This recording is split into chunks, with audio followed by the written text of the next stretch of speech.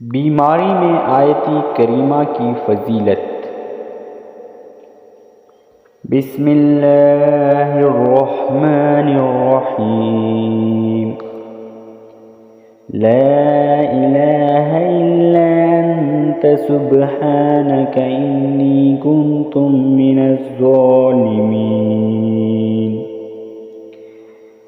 ترجمہ: تیرے سوا کوئی معبود نہیں، تو پاک ہے، بے شک میں ہی ظلم کرنے والوں میں سے ہوں۔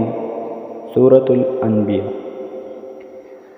حضور صلی اللہ علیہ وسلم نے فرمایا، جس نے اپنی مرض کی حالت میں